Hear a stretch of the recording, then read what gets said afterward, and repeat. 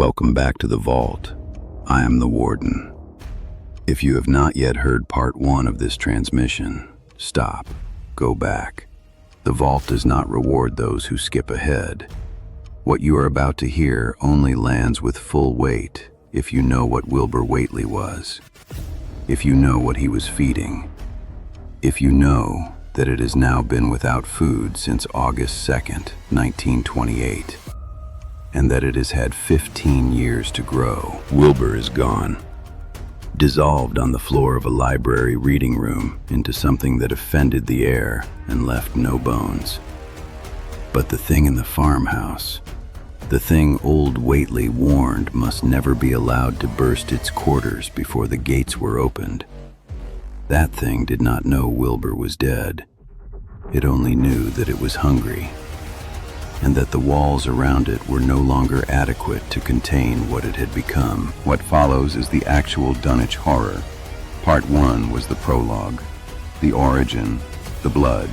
This is what the blood was for. This is what the hills remember. The door is open. Enter. Yet all of Wilbur Whateley's dissolution on that Arkham floor was only the prologue of the actual Dunwich horror. Formalities were gone through by bewildered officials. Abnormal details were duly kept from press and public, and men were sent to Dunwich to look up property and notify any who might be heirs of the late Wilbur Whateley. They found the countryside in great agitation, both because of the growing rumblings beneath the domed hills and because of the unwanted stench and the surging, lapping sounds which came increasingly from the great empty shell formed by Whateley's boarded-up farmhouse. The officials devised excuses not to enter the noisome, boarded place and filed a ponderous report at the courthouse in Aylesbury, an almost interminable manuscript in strange characters, written in a huge ledger and adjudged a sort of diary because of the spacing and the variations in ink and penmanship, presented a baffling puzzle to those who found it on the old bureau. After a week of debate, it was sent to Miskatonic University, together with the deceased's collection of strange books, for study and possible translation. Even the best linguists saw at once that it was not likely to be unriddled with ease. The old ledger was at length given wholly into the charge of Dr. Armitage, both because of his peculiar interest in the Whateley matter and because of his wide linguistic learning and skill in the mystical formulae of antiquity. Armitage attacked the manuscript with the preliminary assumption that the bulk of it was in English, a cipher rather than a foreign tongue. All through late August, he waded night after night through the arcana of cryptographic literature. Several times he seemed near daylight, only to be set back by some unforeseen obstacle. Then, as September approached, the clouds began to clear. On the evening of September 2nd, the last major barrier gave way, and Dr. Armitage read for the first time a continuous passage of Wilbur Whateley's annals. It was written, he remembered, by a child of 3.5 who looked like a lad of 12 or 13. The diary ran: "Today learned the Aklo for the Sabaoth, which did not like, it being answerable from the hill and not from the air. That upstairs more ahead of me than I had thought it would be, and is not like to have much earth brain. Grandfather kept me saying the dough formula last night, and I think I saw the inner city at the 2 magnetic poles. They from the air told me at Sabbat that it will be years before I can clear off the earth, and I guess Grandfather will be dead then, so I shall have to learn all the angles of the planes and all the formulas between the YR and the Ninger. They from outside will help, but they cannot take body without human blood. That upstairs looks it will have the right cast. I wonder how I shall look when the earth is cleared and there are no earth beings on it." Morning found Dr. Armitage in a cold sweat of terror and a frenzy of wakeful concentration. He had not left the manuscript all night. but sat at his table under the electric light, turning page after page with shaking hands, as fast as he could decipher the cryptic text. What he read drove him to the edge of delirium. The world was in danger. The elder things wished to strip the earth and drag it away from the solar system into some other plane from which it had once fallen, vigintillions of eons ago. The diary made clear what thing Wilbur had been feeding in the upper story. It made clear how long it had been growing, and it made clear, with terrible precision, what would happen when it grew large enough to open the gates itself. He could only mutter over and over again, "But what in God's name can we do?" Strange and terrible books were drawn from secure places of storage, and diagrams and formula were copied with feverish haste. Late that same week, Armitage had a definite line of action mapped out. He believed he would try a trip to Dunwich within a week. Then, on Wednesday, the great shock came. Tucked obscurely away in a corner of the Arkham Advertiser was a facetious little item from the Associated Press, telling what a record-breaking monster the bootleg whiskey of Dunwich had raised up. Armitage, half stunned, could only telephone for Rice and Morgan. It was out. It had been out for days. Far into the night they discussed, and the next day was a whirlwind of preparation.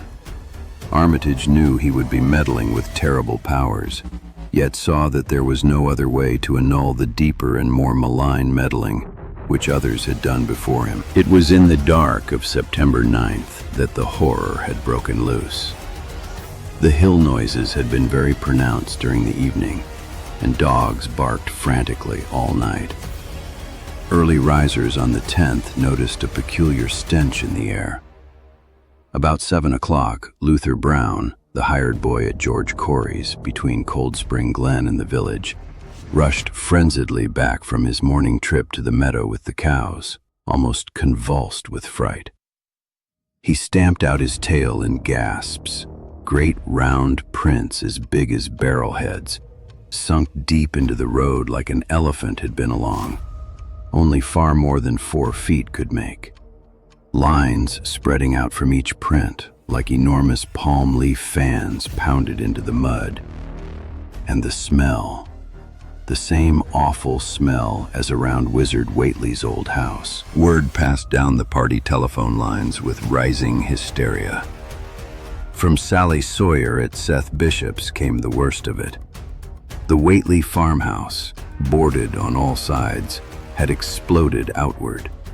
Its timbers were scattered as if by dynamite, only the bottom floor remaining, covered in a tar-like substance that smelled awful and dripped down onto the ground.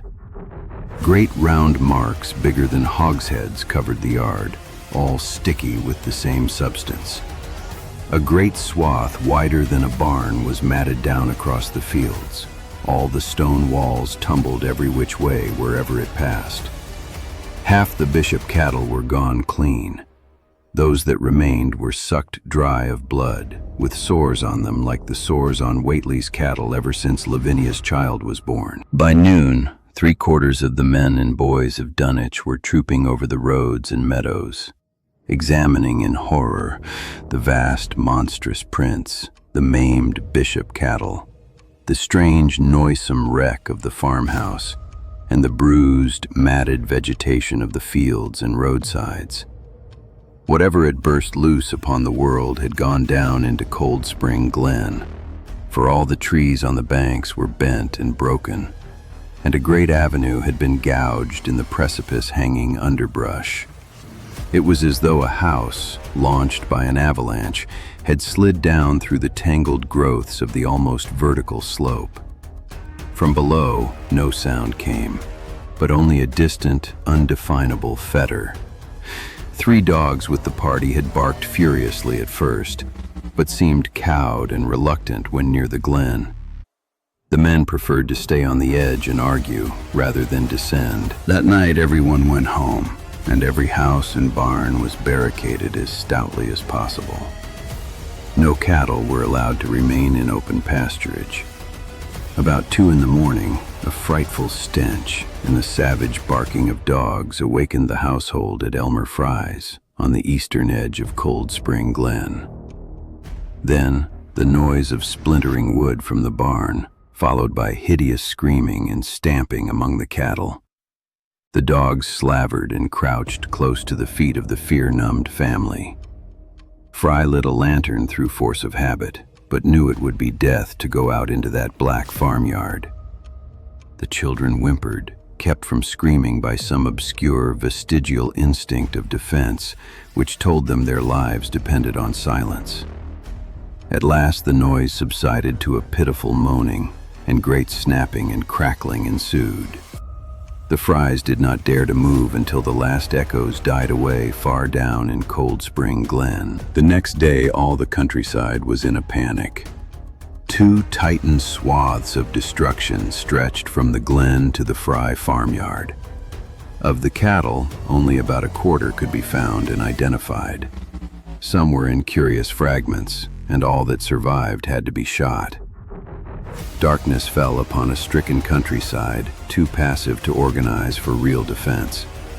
Nothing occurred the second night except some hill noises, and when day came there were many who hoped the new horror had gone as swiftly as it had come. On Thursday night the whippoorwills in the glen screamed with such unusual persistence that many could not sleep.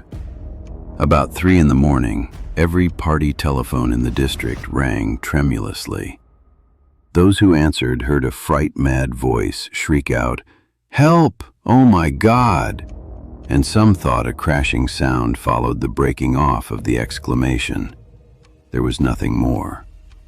By morning, those who had heard it called everyone on the line and found that only the Frys did not reply. When armed men trudged out to the Fry place at the head of the glen, they found no house. It had caved in like an eggshell. Nothing living or dead could be discovered, only a stench and a tarry stickiness. The Elmer Frys had been erased from Dunwich. Friday morning, Dr. Armitage, Professor Rice, and Dr. Morgan set out by motor for Dunwich, arriving at the village about 1 in the afternoon. In the pleasantest sunlight, a kind of quiet dread and portent hovered about the strangely domed hills and the deep, shadowy ravines of the stricken region. Now and then, on some mountaintop, a gaunt circle of stones could be glimpsed against the sky.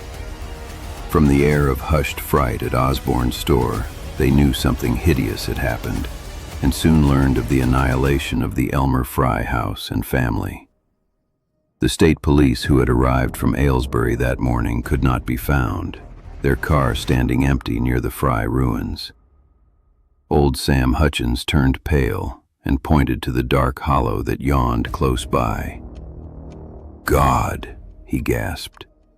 I told him not to go down into the glen. A cold shudder ran through natives and visitors alike. Armitage, now that he had actually come upon the horror and its monstrous work, trembled with the responsibility he felt to be his. Night would soon fall, and it was then that the mountainous blasphemy lumbered upon its eldritch course. He rehearsed the formulae he had memorized and clutched the paper containing the alternative ones he had not. As the shadows gathered, the natives dispersed homeward. They shook their heads at the visitors' plan to stand guard at the Fry ruins near the glen, and had little expectancy of ever seeing the watchers again. There were rumblings under the hills that night, and the whippoorwills piped threateningly. Once in a while, a wind sweeping up from Cold Spring Glen would bring a touch of ineffable fetor to the heavy night air.